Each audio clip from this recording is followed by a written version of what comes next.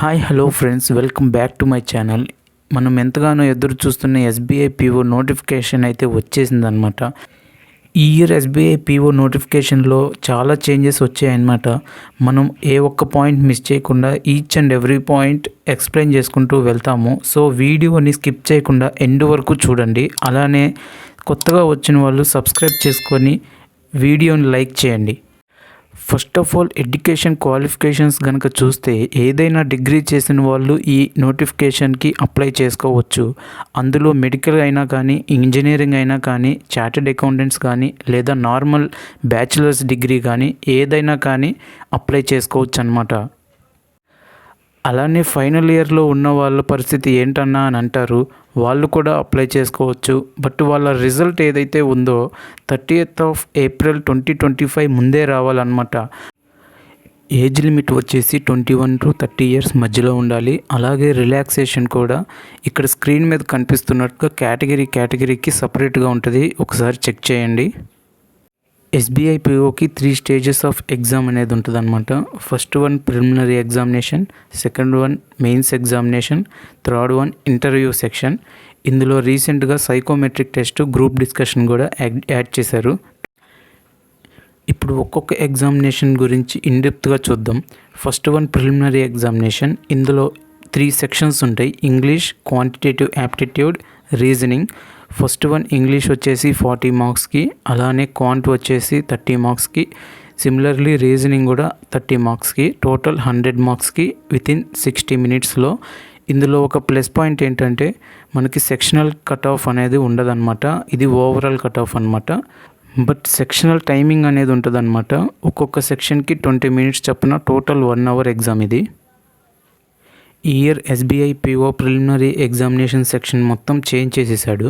Last year కనుక అంతకుముందు కానీ చూస్తే రీజనింగ్ వచ్చేసి 35 marksకి, క్వాంటిటేటివ్ యాప్టిట్యూడ్ 35 marksకి, అలాగే ఇంగ్లీష్ ఏదైతే ఉందో అది 30 marksకి పెట్టేవాడు.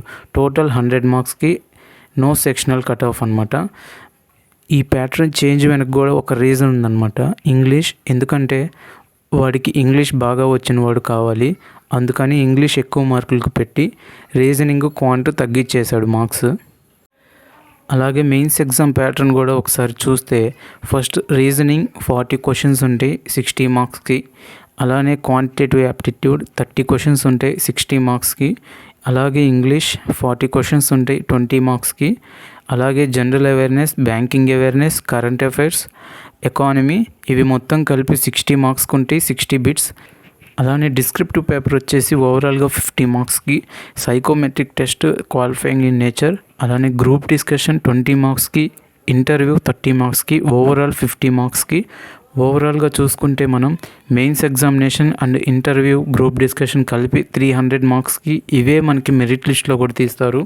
ప్రిలిమినరీ ఎగ్జామినేషన్ మార్క్స్ ఏవైతే ఉంటాయో అవి మెరిట్ లిస్ట్లోకి తీయరు. మెయిన్స్లో వచ్చిన స్కోరు, ఇంటర్వ్యూ, గ్రూప్ డిస్కషన్లో వచ్చిన స్కోరు కలిపి మెరిట్ లిస్ట్ అనేది తీస్తారనమాట. అలానే ఇందులో సెక్షనల్ కట్ ఆఫ్ ఉంది అని క్లియర్గా మెన్షన్ చేయలేదు. బట్ మినిమం మార్క్స్ అనేది స్కోర్ చేయాలి ప్రతి సెక్షన్లో అనేది ఒక పాయింట్ అనేది ఇచ్చాడనమాట. అది నేను స్క్రీన్ మీద మెన్షన్ చేస్తాను, ఒకసారి అది మైండ్లో పెట్టుకోండి. ఇప్పుడు మనం చెప్పిన మెయిన్స్ ప్యాటర్న్ కూడా న్యూ ప్యాటర్నే. ఒకసారి ఓల్డ్ ప్యాటర్న్ ఇక్కడ స్క్రీన్ మీద కనిపిస్తున్నట్లు ఉండేది. అలానే ఇయర్ వేకెన్సీ కనుక చూస్తే ఓవరాల్ ఇండియాలో 600 వేకెన్సీ అయితే వాళ్ళు రిలీజ్ చేశారు. మేబీ ఇది పెరగవచ్చు లేదా తగ్గొచ్చు, వాళ్ళు ఇవి అప్రాక్సిమేట్ నెంబరే ఇస్తారు. లాస్ట్ ఇయర్తో కంపేర్ చేస్తే చాలా తక్కువ ఉన్నాయి. లాస్ట్ ఇయర్ కట్ ఆఫ్ కూడా చాలా ఎక్కువ ఉంది. ప్రిపరేషన్ మీద కాన్సన్ట్రేట్ చేయండి, ఎందుకంటే పేపర్ చాలా టఫ్ రాబోతుంది. లాస్ట్ ఇయర్ పేపరే చాలా టఫ్, ఈ ఇయర్ ఇంకా టఫ్ రాబోతుంది, ఎందుకంటే వేకెన్సీ లేవు. లాస్ట్ ఇయర్ 2000 వేకెన్సీ ఉన్నా కూడా కట్ ఆఫ్ చూస్తే 60, 55 అప్రాక్సిమేట్ అలా తిరుగుతూనే ఉంటాయి. సో ఈ ఇయర్ వేకెన్సీ చాలా తక్కువ ఉన్నాయి. మీరు ఎంత ప్రిపరేషన్ చేస్తే అంత ప్రిపరేషన్ చేయండి. అలాగే అప్లికేషన్ ఫీ కనుక చూస్తే జనరల్, ఈడబ్ల్యూఎస్, ఓబీసీ వాళ్ళకి 750 rupees. అదర్ దాన్ దిస్ అందరికీ నిల్ అనమాట, 0 rupees. అలానే జనరల్, ఈడబ్ల్యూఎస్, ఓబీసీ వాళ్ళు వేరే కేటగిరీ పెట్టి ఎగ్జామ్ రాద్దామని అనుకుంటారు. బట్ మీరు కనుక ప్రిలిమ్స్ క్వాలిఫై అయితే మెయిన్స్కి వెళ్తే అది పోయిందంటే నెక్స్ట్ టైం మీరు వేరే కేటగిరీ చూస్ చేసుకోలేరు. అది ఒకసారి మైండ్లో పెట్టుకోండి. మిమ్మల్ని ఫ్యూచర్ ఎగ్జామ్స్ ఇంకా రాయనీయకుండా ఐబీపీఎస్ బోర్డు నుంచే మిమ్మల్ని డీబార్ చేస్తారు. అలానే ఎస్బీఐలో ఛాన్సెస్ అనేవి ఉంటాయి. అవి 4 ఛాన్సెస్ ఇస్తారు ఈడబ్ల్యూఎస్ ఆర్ అన్రిజర్వ్డ్ కేటగిరీకి.